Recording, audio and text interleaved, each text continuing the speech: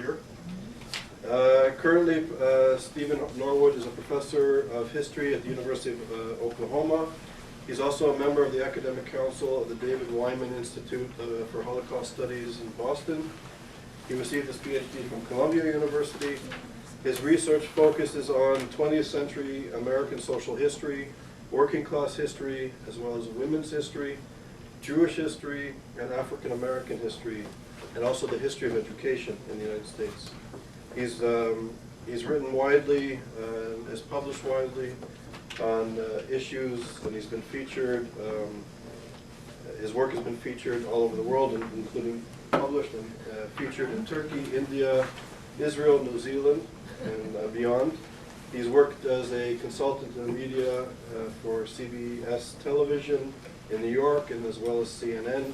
His most recent book is The Third Reich in the Ivory Tower, Complicity and Conflict on American Campuses.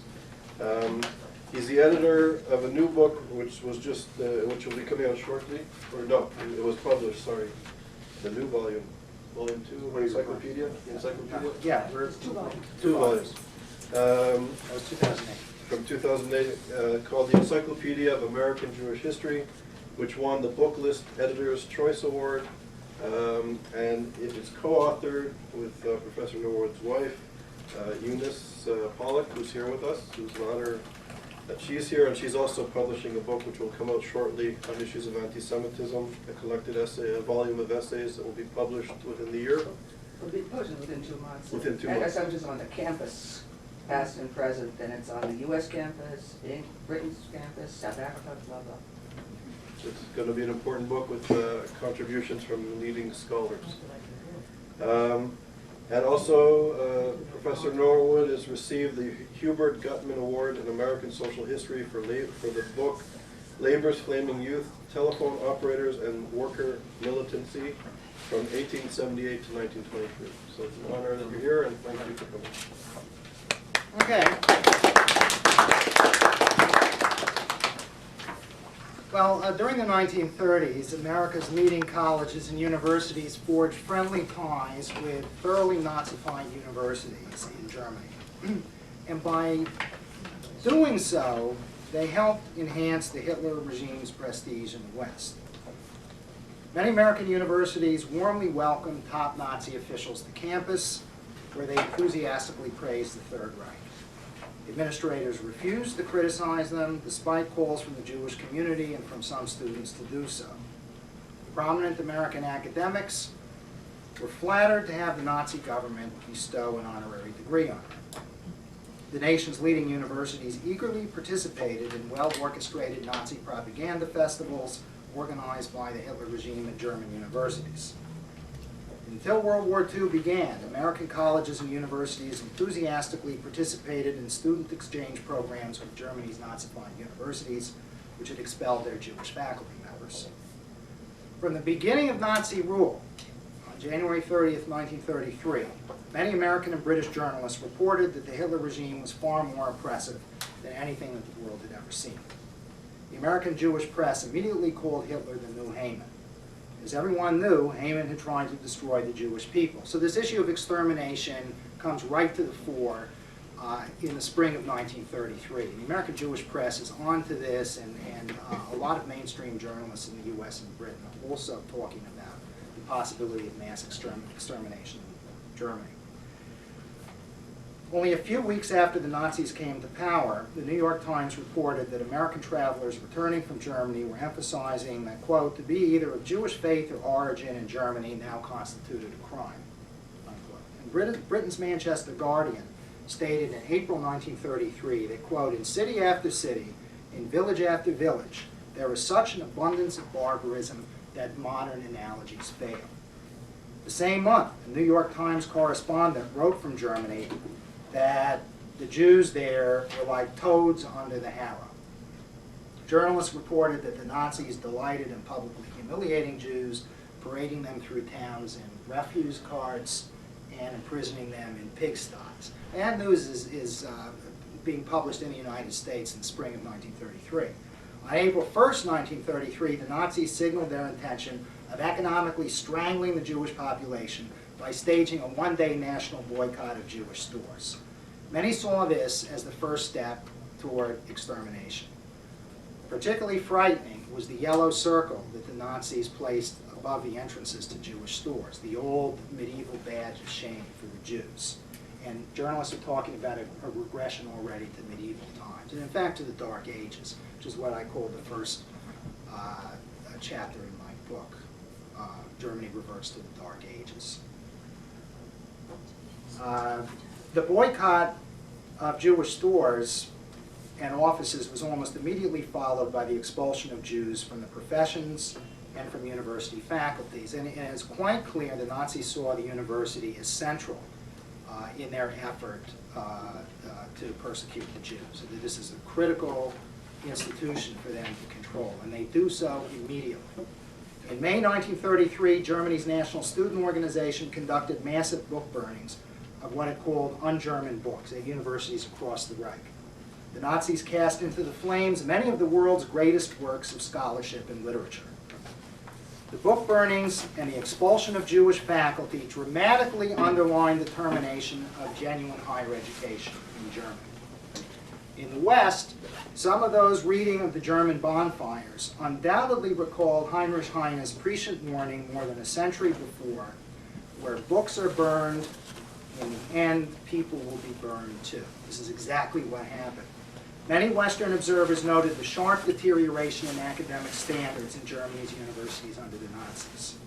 America's ambassador to Germany, William Dodd, was so sickened by the damage the Nazis inflicted on higher education that he dreaded even passing through a German university town, and he refused to accept any honorary degree from a German university. So there's an example of someone who was very clear that this was a barbaric regime. He wouldn't have anything to do with the German university. A sharp contrast to many of the leaders of America's universities during the 1930s. The Nazis' terrorist campaign against the Jews and assault on academic freedom is widely reported in the American press. And yet, America's university elite, capable of influencing public opinion against Nazi barbarism, chose not to do so.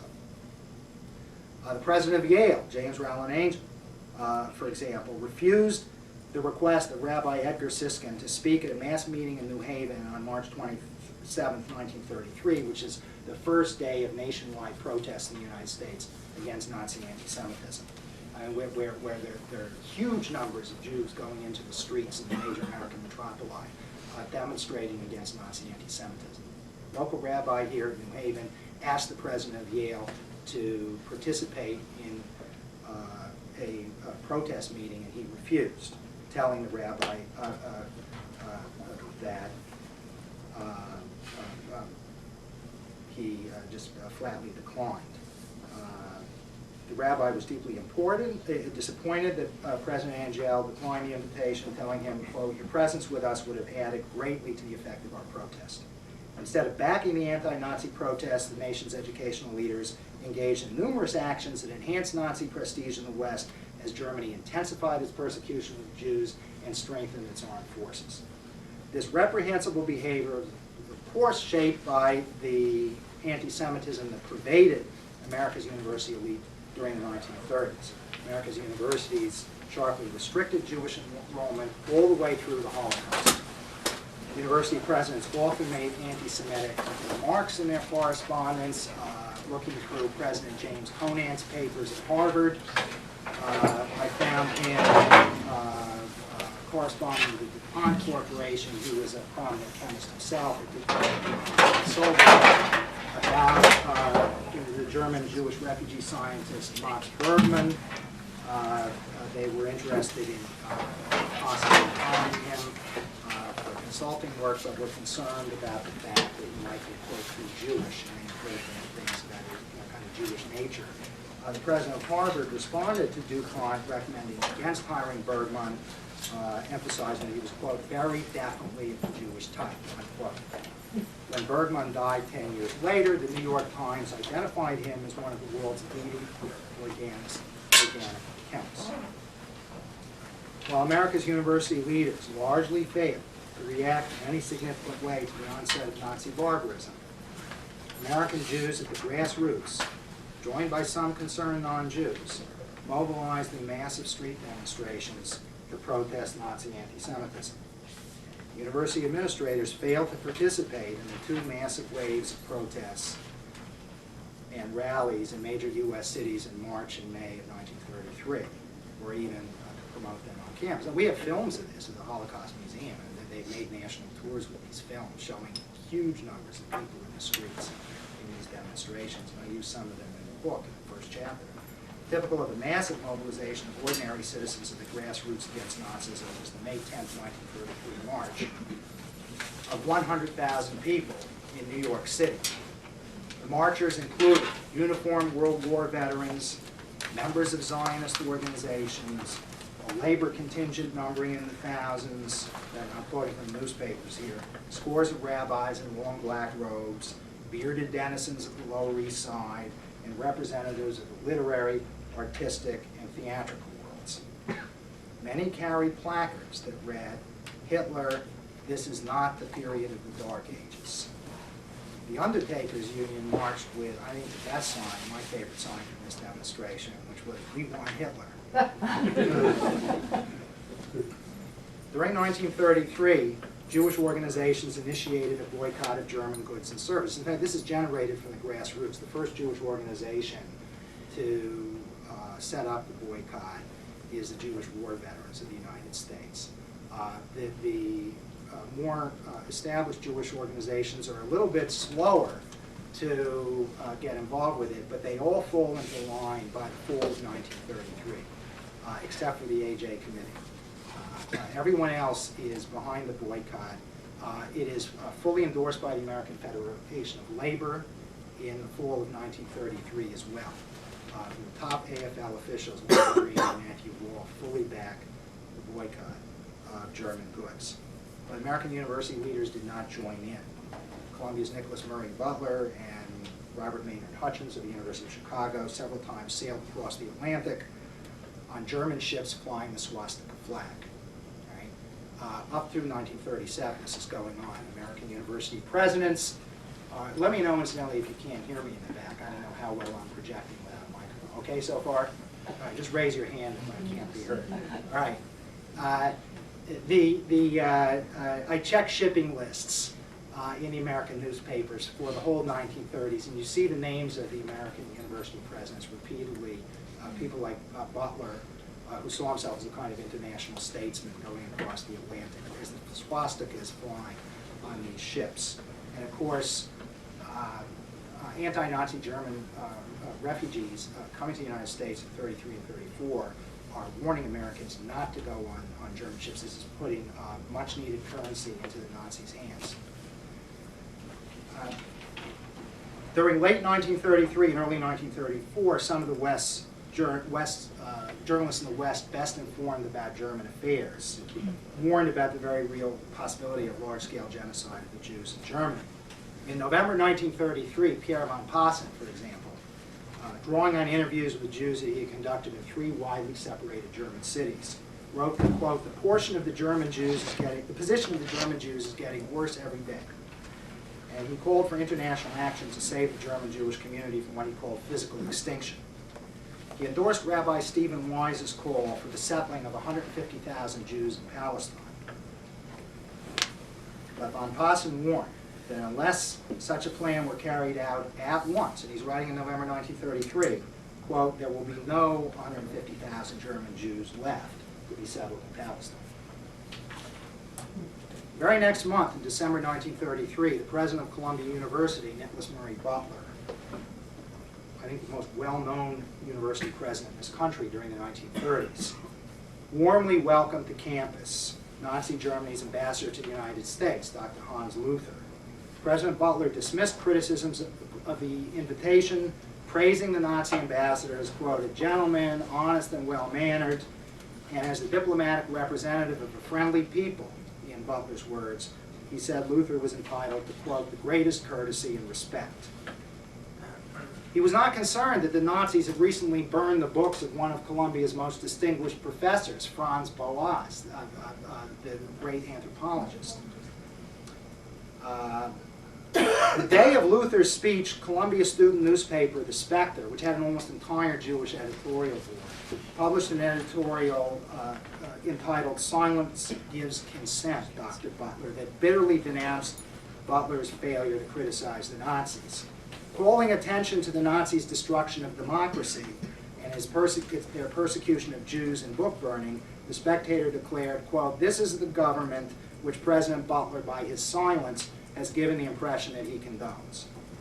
Believing that Jerome Klein, a popular and talented fine arts instructor, had been the leader in circulating a petition denouncing the administration's bringing Luther to campus, President Butler terminated his appointment, permanently destroying a very prominent academic career. And Klein was never able to find his way back into academia.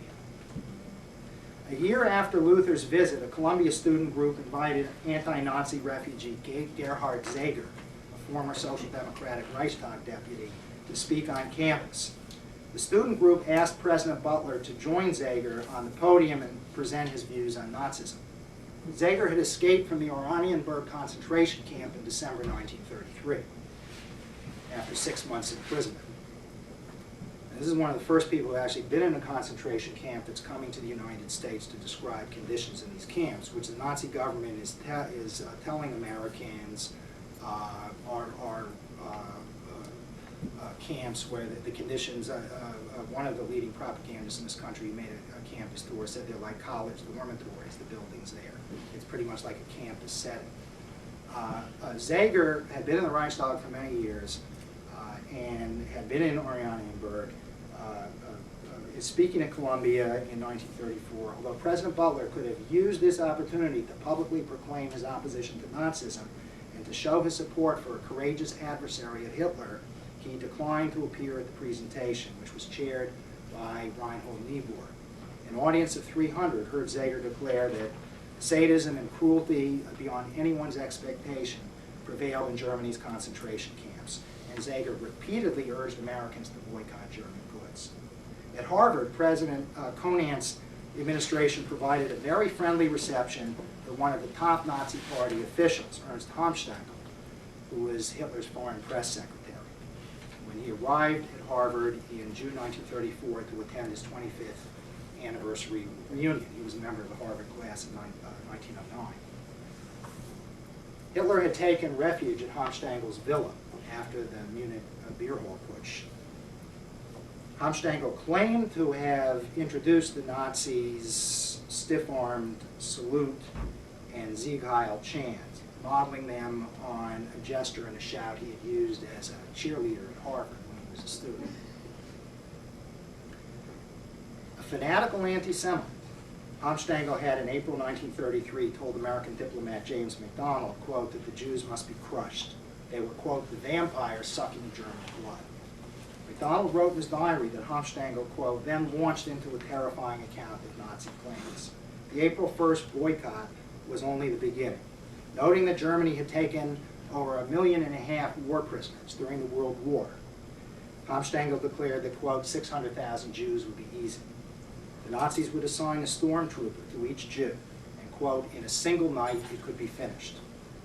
MacDonald was not certain whether this meant that the Nazis planned to imprison Germany's entire Jewish population, or whether this meant its, quote, wholesale slaughter.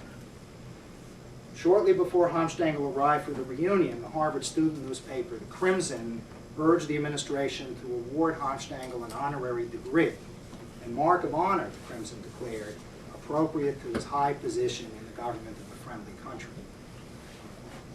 Boston's newspapers repeatedly emphasized how fond his Harvard classmates were of Homstangl, fraternizing with the Nazi leader at the reunion, where many of the nation's leading financiers, industrialists, educators, corporate attorneys, scientists, and physicians. And you see their pictures on the front page of the Boston newspaper. At the class of 1909 party at the Harvard Union, Homstangl recalled for his classmates the, quote, many long nights that he and Hitler had spent at his villa talking of, quote, the day, and excitedly exclaimed to his rapt Harvard listeners, now the day is here. Reporters noted that all through dinner, Homstangl was besieged by autograph seekers. As the Nazi leader partied with his classmates, Harvard police tore down Nazi stickers protesters had posted in Harvard Yard that suggested Harvard award Homstangl another honorary degree, Doctor of Pogroms. The joyous festivities were briefly interrupted when Rabbi Joseph Shubaugh confronted Homstangl as he spoke with reporters in Harvard Yard. Rabbi Shubaugh demanded to know the meaning of a remark Homstangl had recently made to the press, that, quote, everything would soon be settled for the Jews in Germany. Trembling violently, Rabbi Shubaugh cried out, "My people want to know. Does it mean extermination?" But Harvard police immediately intervened and ushered Homstangl off to President Conant's home for tea. During the commencement, a mass demonstration was staged in Harvard Square against the university's warm welcome for Homstangl. Police arrested 7 demonstrators, and all of Harvard Square was covered with protesters. And I've heard from the children of some of them as I conducted my research. 7 demonstrators were arrested, one after the other. As each got up to speak, police arrested the person. They were sentenced to 6 months imprisonment at hard labor. It had originally been 30 days, and the judge jacked it up when they appealed to 6 months to teach them a lesson of hard labor. President Conant refused to intervene. He intervened on behalf of 2 young women who had chained themselves to a fence in Harvard Yard and been arrested because it would be embarrassing. That was university property, and it would be embarrassing not to do that. But since Harvard Square was outside the campus, that he washed his hands of that, and he referred to those protesters as ridiculous. I have a letter from the wife of one of them, who was a recent MIT graduate, said that she couldn't even communicate with her husband. She was allowed one half hour every couple of weeks. The letter writing was severely restricted, and she begged him to try to intervene and do something, and he refused.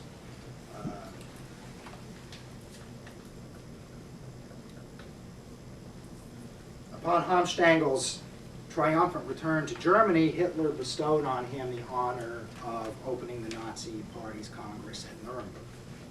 In September 1934, the month of the Nuremberg Congress, Roscoe Pound, the dean of Harvard Law School, personally accepted an honorary degree at the law school from Nazi Germany's ambassador, Hans Luther.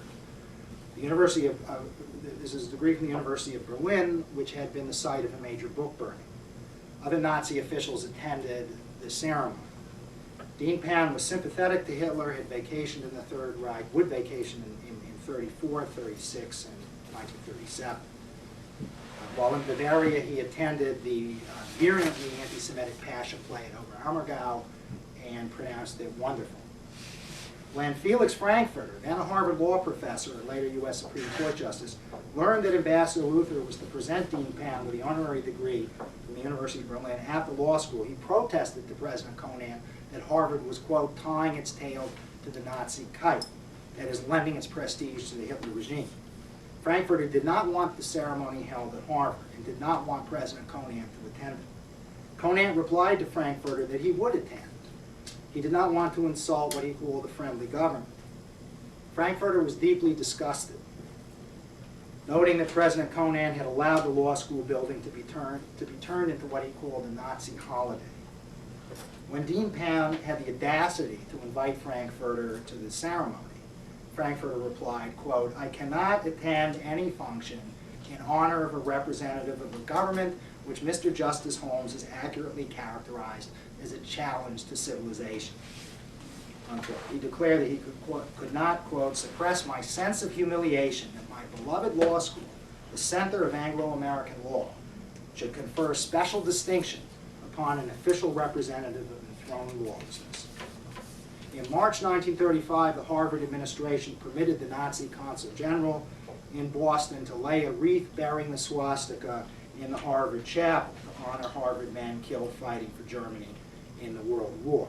The press at the time interpreted this, along with a warm welcome Harvard had extended to Homstangl, as Harvard's recognition of the Hitler regime. Determined to forge strong ties with the Third Reich's universities, despite their Nazification, over 20 American colleges and universities, including Harvard, Yale, Columbia, Cornell, and Vassar, sent delegates to Nazi Germany in 1936 to celebrate the University of Heidelberg's 550th anniversary. No British university would send a delegate. This is a well-orchestrated Nazi propaganda festival that Joseph Goebbels had charge of. It was scheduled, in American newspapers noted this right away, to culminate on June 30th, which was a very important day on the Nazi calendar, the day of the Night of the Long Knives. The press expected most top Nazi leaders to be present. Many Jews and concerned non-Jews, along with the Columbia Spectator, warned America's universities that the Nazis would claim that the presence of American university delegates at the festival demonstrated American academia's approval of the Nazi regime. The Spectator's editor-in-chief, and this is a case like where people who are 21 years old seem to know a lot more about what's going on than people running universities. He declared the idea of a representative of Columbia University seating himself on the same platform with the monstrous Joseph Goebbels, who would officially greet delegates, is utterly obscene. At Columbia, 1,000 students and faculty members signed a petition protesting the administration sending a delegation to Heidelberg, including Franz Boas. But the protests were to no avail. The presidents of Harvard, Yale, and Columbia planned together how to deflect criticism of their decision to send delegates and friendly greetings. President Conant declared that, quote, the ancient ties by which the universities of the world are united are independent of political considerations, unquote. Now, Alvin Johnson, who was the founder of the New School for Social Research, which is the only American institution of higher learning that welcomed anti-Nazi refugees, branded Harvard's idea of an international community of scholars that included Nazi Germany to be a dangerous delusion. He emphasized that there no longer was such a thing as a free German university. An angry President Butler of Columbia reacted very harshly to the student protests. He expelled from the university Robert Burke, leader of a group of students which staged a mock book burning on the campus. The protest is sending by Columbia the delegate to Heidelberg. Burke had then led the students in a peaceful picket line at President Butler's mansion. President Butler was uncomfortable with Robert Burke, who was a passionate anti-fascist who was working his way through Columbia. In fact, he worked for 2 years as a truck driver and a year in a steel mill to get his tuition money to go to Columbia, and then he was working his way through Columbia. It's not the type of student Butler wanted really attending Columbia. He wasn't comfortable with this sort of student. Butler expelled him and permanently destroyed his academic career. Burke wouldn't compromise with Butler, wouldn't apologize. He stood on his anti-Nazi stand. And the result of this, and he fully knew this is what the administration was going to do to him, he was basically blacklisted at every university in the United States and could never gain admission. And never did. One of the great, great heroes of the 1930s. Butler was not comfortable with Burke, but he was very comfortable with Nazi ambassador Hans Luther, a man that he honored as a gentleman, and was pleased to welcome him to the campus to give a Nazi propaganda speech. That's the one Luther delivered there. To this day, by the way, the president of Columbia, Lee Bollinger, absolutely refuses to acknowledge that Columbia did anything wrong to Burke or to Jerome Klein, whose academic careers were permanently destroyed. I had a letter in the Chronicle of Higher Education about this. The David Wyman Institute invited Bollinger to respond to a paper I gave on Columbia's involvement with the Nazis in the 1930s. In New York, he could have gotten there in 10 minutes. They kept the chair open for him on the podium. Bollinger claimed he had never received, the director of the Institute sent him an invitation by mail, by fax, and by email. And Bollinger claimed never to have received the invitation. And this is a disgrace. But he absolutely refuses to do anything for these two men, which tells you something about the character of people running universities today in this country. It should be always remembered that the German universities propagated Nazi racial ideology and assisted the Hitler regime in developing anti-Semitic legislation. Law faculty helped draw up the Nuremberg laws. Biology professors, anthropologists propagated Nazi racial doctrine. Heidelberg taught a course on, or had a whole program on what it called Aryan physics, which is supposed to be a slap at Albert Einstein, who's one of the most detested of the refugees. We should never forget what the great Jewish scholar Max Weinreich said in 1946. And this is a man who was partially blind in a pogrom, but was a great, great scholar of Jewish studies and Yiddish, who said, German scholars from the beginning to the end of the Hitler era worked hand in glove with the murderers of the Jewish people. Harvard invited representatives of Germany's Nazified universities to participate in its tercentenary celebration held in September 1936. It announced it would award honorary degrees to 10 academics from the Third Reich. These included Werner Heisenberg, who during World War II was in charge of Hitler's atomic bomb program. Harvard scheduled the tercentenary exercises for Rosh Hashanah. Despite protests, and the protests began developing over a year before the tercentenary, and came not from the Jewish community, but even from the Cambridge City Council. Harvard could care less about this. When Dr. Charles Singer of the University of London, an eminent medical historian, wrote to President Conant to express strong opposition to Harvard sending a delegate to Heidelberg, Conant replied that the logic of Singer's position would require Harvard to ban from its tercentenary events, quote, German scientists who have embraced Nazi policy but nevertheless remain distinguished members of the world of scholars, unquote. Conant pronounced such a view absurd. Indeed, from the time Hitler assumed power in 1933 until the outbreak of World War II, American universities enthusiastically participated in student exchanges with the Third Reich. The Seven Sisters Women's Colleges spearheaded these exchanges. This is partly because the Seven Sisters believed that time spent abroad in Europe would be good to impart a kind of polish to their students, and also because they gave more emphasis to foreign language instruction than other schools. The Seven Sisters were central to the junior year abroad program that was maintained with the University of Munich through the 1930s, up until World War II begins. Many of the Seven Sisters students also studied in summer programs at the universities of Berlin and Heidelberg. And the Seven Sisters colleges sponsored excursions to the Omer Ammergau Passion Play. That was like a regular feature of what the students' college experience should involve.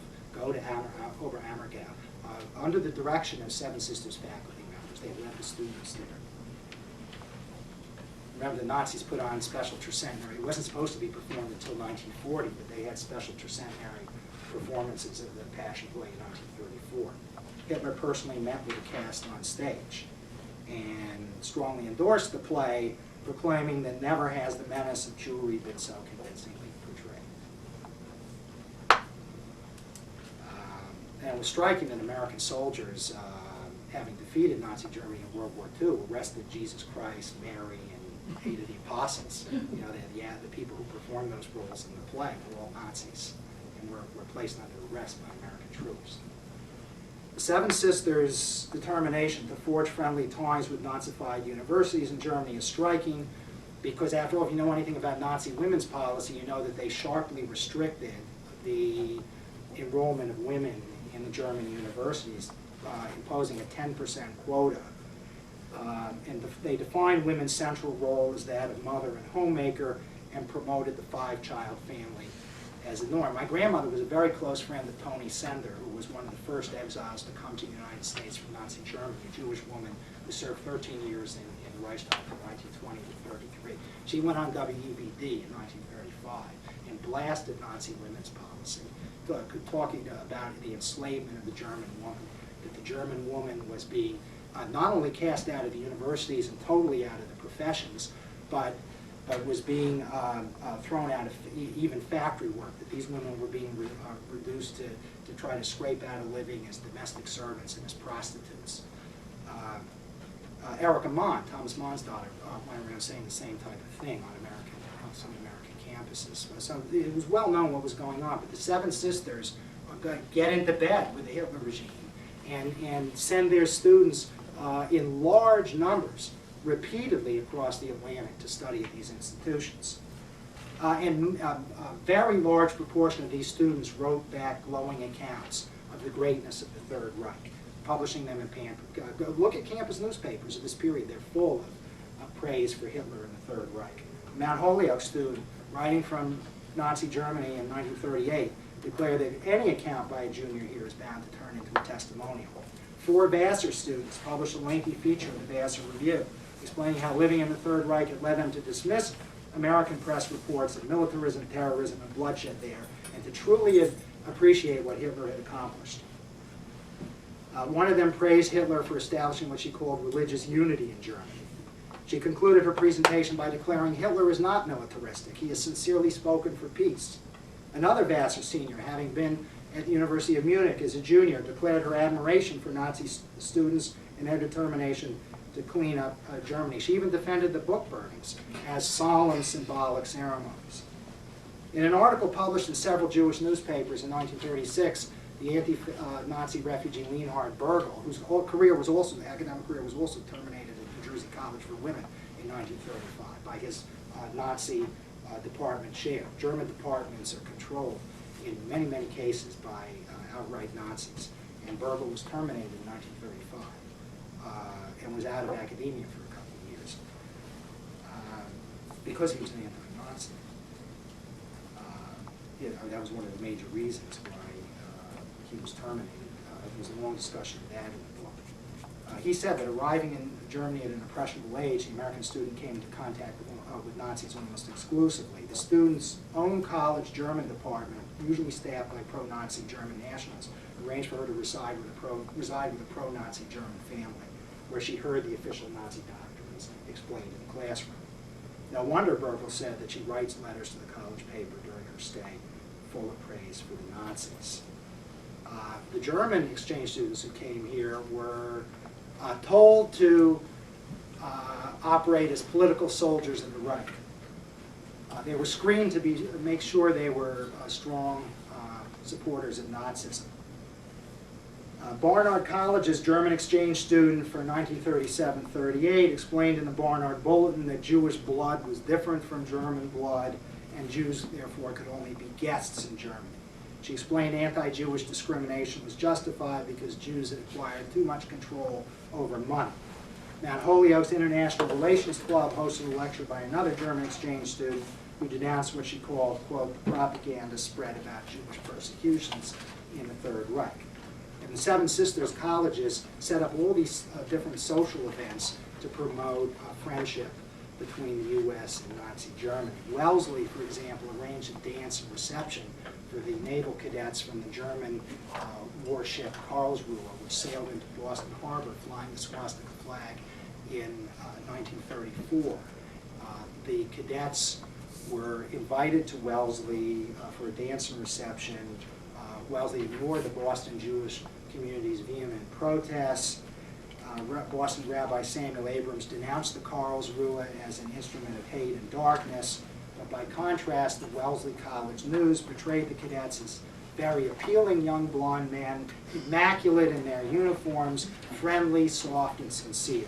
Soon after the cadets' arrival, the floor was filled with dancing couples, and the paper reported that everyone enjoyed the punch and cookies. Major university administrations remained indifferent when the American press reported in April 1938, after the Anschluss, that the Nazis planned to burn German and so-called non-Aryan books in the Austrian National Library. From the grassroots, a small group of college students at a few universities set up a campaign to try to buy the books back, to buy the books from Germany and have them shipped to the United States. And then Borough President of Brooklyn, Raymond Ingersoll, sent a cable to the Nazis offering to pay for the transport of the books so they could be placed in the Brooklyn Public Library. But administrators of Widener Library at Harvard and at Yale would have nothing to do with this. The Widener officials said that they really couldn't, they didn't think they'd be able to use any books in the National Library. At Yale, Professor Andrew Keogh, head of Sterling Library, emphatically declared, quote, under no circumstances would the Yale Library buy non-Aryan books from the Vienna collection. Keogh announced, I must stay clear of politics. He claimed that Yale's purchasing literature banned by the Nazis constituted, quote, a political violation because the Hitler regime had prohibited exporting the books. Professor Keogh insisted anyway, quote, European bonfires are never so serious as the newspapers would make them, and suggested they merely resulted from students letting off steam. To conclude, let me say that the Kristallnacht pogroms of November 1938 is the first occasion where you see some elite university president speaking out against the Hitler regime and the persecution of the Jews by the Nazis. But even then, the response is very, very tepid compared with what you get at the grassroots. The presidents restricted themselves to condemning what they termed German horrors. By contrast, in New York City, 30,000 merchants shut their grocery stores, butcher shops, bakeries, drugstores, and other retail establishments in a coordinated one-hour protest against Nazi anti-Semitic persecution in Germany. What protest developed on campus was student-initiated and largely confined to raising money to pay expenses to enroll a very small number of refugee students. When administrations agreed to student proposals to raise money for refugee students, they would only waive tuition. They made the students raise the money, or the Jewish community to raise the money for boarding, lodging, transport, anything else that was involved. And they also required that a very significant proportion of the refugee students not be Jewish. That was emphatically insisted on. It's often 50% have to be non-Jewish. There's strong alumni pressure also on the administration to make sure that not too many Jews are given these scholarships. Never did the university presidents do what people at the grassroots were demanding: cut off diplomatic relations entirely with Germany, stiffen the boycott against German goods, relax immigration quotas to allow Jewish refugees to come to the United States. Reporting, and this is how I'll conclude, reporting on the wave of violent attacks on Jews that broke out in Berlin, quote, anti-Semitism in its worst form is in the saddle in Germany, and quote, there is nothing save some echo of world opinion to exercise at least check upon it, unquote. Edward R. Murrow, later the great CBS broadcaster, accurately described the reaction of America's educational elite at this critical time. And he said, the thing that really concerns me, he says this in 1935, is the general indifference of the university world and the smug complacency in the face of what has happened to Germany. So I would say it is truly shameful that America's college and university leaders, who were in a position to influence American public opinion, remained indifferent to Germany's terrorist campaign against the Jews, and instead, on numerous occasions, assisted the Nazis in their efforts to gain acceptance in the West.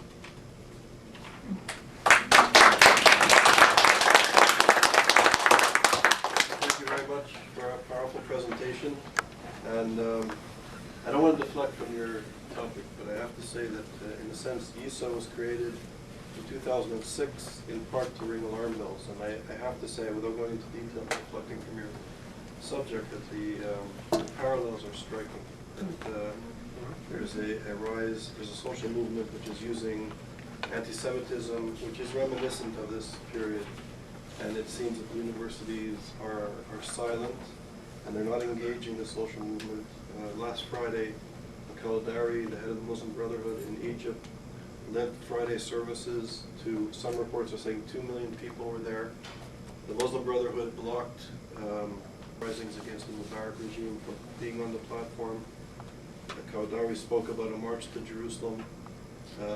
And this is during the same week when James Clapper was saying that the Muslim Brotherhood is a secular organization that's given up violence. Several days later, when he testified again, he was asked whether the Brotherhood is an organization that is radical or an organization that has radicals in it, and he said that it's an organization that has radicals in it, and it's not necessarily a radical organization. And now this becomes context for discussion and for debate. And I'm choosing my words very carefully as a scholar, but this is a social movement that is using genocidal anti-Semitism to deflect from the issues, if you will. And it's terrifying. And actually, Al-Dari in 2009 was praising Hitler and saying that, God willing, that from his wheelchair he'll see the day when he can continue Hitler's work. It's just straightforward. And we ring the alarm bells in YIISA, and not everybody's very pleased when we ring the alarm bells, to say the least. And it seems that things are progressing rapidly in 2011. So going back to 1930s. Thank you for your presentation. And are there any comments? Two American universities, which you mentioned from the Ivy League, like Harvard, Columbia, deal with their third impact nowadays? No, absolutely not. Absolutely not. I could tell you, for example, give you some examples of this. The question is, do American universities today, and she mentioned elite universities like Harvard, Yale, Columbia, are they dealing with their Nazi past today? And the answer is absolutely no, they're not dealing with it. I can give, when I started presenting my work on this subject in 2004, the David S. Wyman Institute for Holocaust Studies asked me to give the keynote address at a conference that it wanted to set up, hopefully at Harvard, that would deal with Harvard's involvement with Nazi Germany in the 1930s. And the Institute asked me to write up a summary of the paper I would deliver, which is expanded version, appears as chapter 2 in the book, to present. I sent Larry Summers, then president of Harvard, a fairly lengthy summary of what I was going to say, laying out all the major points, so he knew exactly what I would say. The Institute didn't hear from him until September, when he responded by saying that not only would he not allow such a conference to be held at Harvard, but that nobody from the Harvard administration would attend any such conference. At that point, Professor Stephen Katz is one of the world's leading Holocaust historians and director of the YIISA Center at Boston University, invited us to have a conference there on that campus. And David Wyman and Professor Katz served as respondents to my paper. But that gives you that Lee Bollinger refused to participate in a forum in New York on Columbia's involvement with Nazis. And not only that, they went beyond this to make nasty remarks in the press about it. The Boston Globe ran 2 major articles about Harvard's refusal to get involved and about what I said, and quoting David Wyman also at that time. So not only that, they seem to have learned no lessons whatsoever. John Coatsworth, who was a leading administrator at Columbia when Columbia brought in Ahmadinejad to speak and present his whitewash of Iranian barbarism to Columbia, was asked whether he would have invited Hitler to the campus, and his answer was yes. Prior to 1939, some inane statement like that. So, no, they're not interested in listening to this. And the subject of anti-Semitism is not fashionable on American campuses. And there's all kinds of efforts by people in charge to distance themselves from discussing that subject.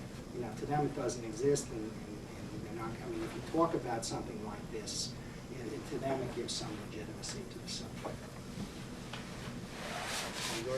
Yeah, I've got 2 questions. First of all, I want to say thank you for the rich description of the collaboration between American universities and German universities. On an analytical level, what do you think might be the reasons and causes for this behavior regarding the time span between 33 and 39, I guess? That would lead to my second question. You were mentioning Kristallnacht as a possible turning point to reconsider the relationships to Nazi universities. And obviously that didn't happen, but when did it happen? When was the turning point? With the beginning of World War II? Well, yeah, 39, up until the outbreak of European war, okay. and with the invasion of Poland in September 1939, it becomes, the Seven Sisters are about to send students across the Atlantic for more study in Nazi Germany, and all of a sudden war breaks out, and they're afraid the parents are going to be concerned for their daughter's safety, so they regretfully have to stop the voyage. Regretfully, they would have liked, I think, to continue, but it was just a safety issue. But they're it's really these outside factors, you know. Europe is being torn apart by war, and it's just too dangerous. And the first part of the one was question. about the reasons at more on the analytical level, the reasons why? and causes and or the motives, let's say. Motives are, first of all, let's start with number one, which is anti-Semitism, which pervades the American universities in the 1930s. These are universities that maintain very strict Jewish quotas, restricting their enrollment, and also restricting the hiring of Jewish professors all the way through this period. There are whole fields that are off limits to Jews in the 1930s. English literature, for example, was believed that unless you were of Anglo-Saxon background, you couldn't properly understand English literature. History is another example where there are only very, very few Jews. Even sociology, chemistry. I mean, there are these arguments, they try to pass the blame. Well, we don't give any scholarships at Harvard, say, to Jewish students in chemistry, because what would they do anyway? You agree that you couldn't get a job in chemistry if you were Jewish. I mean, there's no employment available for Jews in these fields. Okay, so that's one of the major factors. And there's also the issue that the presidents of the universities were very comfortable with the elite, which tended to be very anti-Semitic in this period, and very uncomfortable with social protest, with pro-labor students.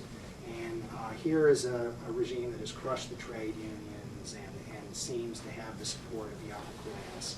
People like Nicholas Murray Butler are very comfortable with that element. You know, Robert Burke, in his view, was an undesirable. He wanted him out. And he went on to become a labor organizer. You know, he was very, very committed to denouncing Nazism. A guy like Hans Luther, he sees as, you know, someone like the people who serve on the board of trustees, you know, a wealthy man with what Luther saw were good manners. I mean, so I don't know how he would see that, but if you're upper class, you're the right kind of person. So I think a combination of those factors. So were there any positive examples, like? Well, the New School for Social Research, which is a very marginal operation. So, just to ask you a question, Ahmadinejad actually gave a seminar at Yale in the fall. Could you comment on your research from the past, during the leading up to the Second World War and the Shoah, to the contemporary context of university intellectual discourse and discussion vis-a-vis issues of anti-Semitism, demonization, if you will, of, say, Israel? Is there any correlation or connection? Yeah, there's a strong correlation, quite clearly, and I think the Ahmadinejad visit is a good example. They learned nothing from the past. They invited Hans Luther to the Columbia campus in December 1933, you know, where he gives a speech on how Germany is the most peaceful European nation, and there's no anti-Semitic persecution, and so on. And you invite Ahmadinejad. In many ways, this is just as unbelievable. Decades and decades and decades after the Holocaust, to bring in a Holocaust denier for an institution of higher learning, to bring in a Holocaust denier. And this is a great example for students. I mean, this is something that should be dismissed as a complete idiocy. He presents a speech very similar to Luther's at Columbia, which claims that his country is unfairly maligned in the Western press, which claims that they're setting a great example opposing Western decadence. Sounds exactly like Hitler. That denies that Jews are mistreated, and projects all kinds of conspiratorial fantasies. I mean, so one of the striking things is that these people have learned nothing from the past, and the other thing is that we do face the prospect of another Holocaust. Many of us may live to see another Holocaust. We may live to see the state of Israel wiped off the map. It certainly is a possibility. It can happen, and universities are welcoming leaders who would love to do something like that. First, just a comment and then a question. The comment is that when one of my first memories of arriving at Harvard was in Memorial Hall, where they list the people who died, and then they have some with an asterisk that says enemy side. for World War I and World War II. Now, I guess for World War I, I understand it a little bit more, but it always struck me that they were kind of saying that the Harvard identity was more central than their American identity or their moral identity by listing it that way. And it was kind of annoying That's while I common was to there the for news. registration the first day to get that message from them. And they refused to change that, by the way. The Harvard Crimson interviewed me recently about that, interviewed David Goldhagen and a couple other people on whether Harvard should maintain this name of the soldier killed fighting in the German army in World War II on the plaque honoring Harvard men. The other question is, if it's really irrelevant, Still up why there. put They the won't take it asterisk? down. If it really doesn't matter to me, what's the asterisk doing there? But in any case, the next issue is that I was wondering if you gave any thought to the way that Nazism is being processed by historians more recently, and that the lesson of anti-Semitism being a central aspect of the Holocaust, being kind of de-emphasized and removed as we get further and further away from the event. And that now that even in Holocaust education programs, it seems to me when they go into the schools and they teach kids about the Holocaust, that they say it happened to the Jews, but very quickly they try to get them to draw almost any moral lesson they want from the Holocaust, except that it somehow was an outgrowth of a historical anti-Semitic movement, among other things. Yeah, no, you're right. I mean, it's certainly being downplayed in Holocaust education. I think there's this tendency to universalize the Holocaust and to say that any kind of oppression is equal to any other kind. I mean, the kid who interviewed me for the Harvard Crimson threw out at me these questions about, well, aren't, quote, American, quote, atrocities of World War II, what would I think about comparing that with what the Nazis did? What are you talking about? I said, yeah, well, okay, in the Pacific War, and then mentioned the dropping of the atomic bombs and other so-called atrocities that he was unable to specify. But unfortunately, look, I went all the way through school without having the Holocaust taught at all. I learned about it through the Eichmann trial in 1961, reading the paper. I learned about it through talking to older people who had survived that period.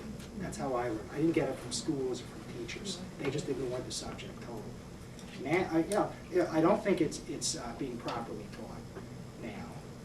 And universities are delinquent. You're quite right. Anti-Semitism is just not seen as a legitimate subject by large numbers of influential people in academia. I was recently taught in class that the German professors were among the first to go along with the policies of Hitler, and especially the Norwood laws, which eliminated the professors from the German universities. The reason for this being that it was to reduce the competition, and some of the best brains at the universities were not given professorships and had to leave, and therefore they personally profited from this. Now, in the United States at the same time, there was a very strong anti-Semitism, but could this also have been part of the reason that the administration and the professors in the United States all looked so fondly upon the Nazi regime? And that they were so fond of the Nazi regime, plus the fact that they didn't allow Jews into the schools or professors other than Princeton. Well, it was because the American university system was highly anti-Semitic as well and very restrictive. Yeah, I mean, that obviously, given how pervasive anti-Semitism was in American universities, there wouldn't be some sympathy with the German policies. There's no question. I mean, the prominent people like the Dean of Barnard College, Virginia Gildersleeve, was quoted in the press as saying, as she returned from her annual European sojourn, to say there's no big deal about what's going on in the German universities. She was pleased to see that a certain number of women, and there are Jews still there in attending these universities, and this is a woman who had severely restricted the admission of Jews into Barnard. So naturally she would feel comfortable with people who were doing something similar. Yeah. Well, my point is also, wasn't this being done on the same, they were doing the same thing in the American universities. That's why the new school had to be started, and that's, the only exception would Yeah. probably be It's somewhere not as like brutal Einstein. quite, yeah, I mean, there's a similar kind of pattern of discrimination. I mean, they're not going into lecture halls and beating up the professors or physically threatening them or severely injuring them. That's a difference in the United States, but there is a pervasive anti-Semitism and restriction of opportunities all the way through the Holocaust. That doesn't change. The Holocaust is going on, they don't change these policies. Did you try to make any comparison between the attitudes towards Nazism of the academic leadership with the political leadership in this country? Was there any similarity? If you did, was there any similarity, or did you differ one from the other? Look, there's a lot of anti-Semitism among No, I'm American talking about politicians. political leadership and academic leadership. I'm talking about not the country at large. No. Political leadership, sure. You can go on the floor of the United States Congress into World War II and hear vile anti-Semitic statements made on the floor So in of this Congress. respect, academic leadership was not an exception. Well, the American academic leadership is highly important because it has a lot of influence over American public opinion. These are the people most conversant with European affairs, probably of anybody in the United States. And Same can be said there are about other political sectors in leadership. the, well, okay, but there are other sectors. It's not the only sector that is comfortable with the regime. I'm not saying, I mean, you're quite right to say there's a very significant and often overlooked amount of anti-Semitism in the United States in that period and in powerful places. Yeah, I'm interested in stepping back a bit, if I may, in terms of what you were saying. You said Holocaust studies are not being taught appropriately. I am university, but I was